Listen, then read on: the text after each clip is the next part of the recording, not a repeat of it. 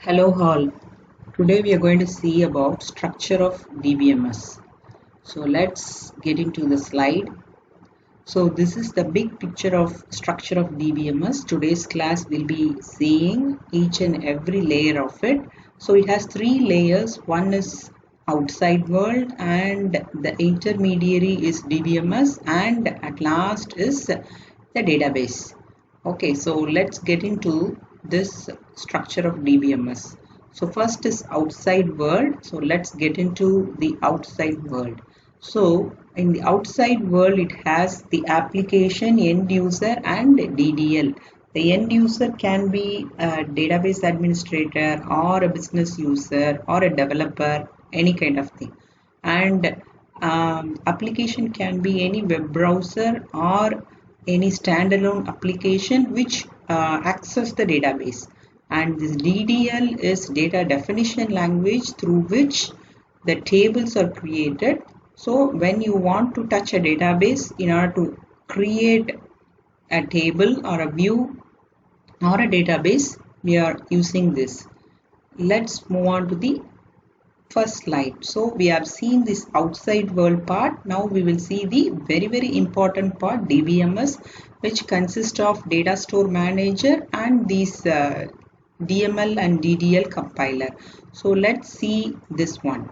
So the DML and DDL compiler, as the name indicates, it compiles the language code in which it is written for. So if it is written for manipulation, then it is compiling the high level DML codes, that is update, insert, select, like that, into a object code that is readable by the machine.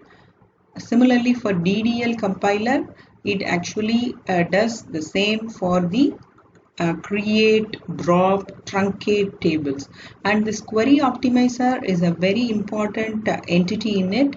It actually takes the query, what is given to it, and it optimizes it, because it actually finds a way in which it can be done very effectively using less memory and in a less time. So that is what is the main part of the query optimizer. So let's move on to the back to the slide.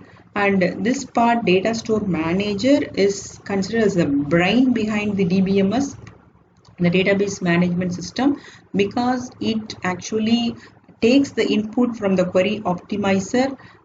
Remember, we know that this query optimizer is up above this data store manager, right? So whatever output is coming from query optimizer through the DML compiler and the output of DDL compiler is given to data store manager, and it actually checks the storage constraints, consistency in data, integrity constraints, and also, as the name indicates, it's a data store manager. It actually takes the backup of all the data whichever is needed. So let's get back to our parent slide. So the last part is database, where the database consists of three important components. Let's see them in detail. So one is data files, which is actually the physical representation of data, and it is stored in the storage where it is desired to. Maybe it's a magnetic tape or a disk or an optical disk. Okay, so those raw data files are stored here. Then the compiled DML is very interesting part. See, if we go to the first slide, whatever queries that is coming, that is optimized, and it is actually given inside to the database to fetch the results, right? So those results will not be just erased off.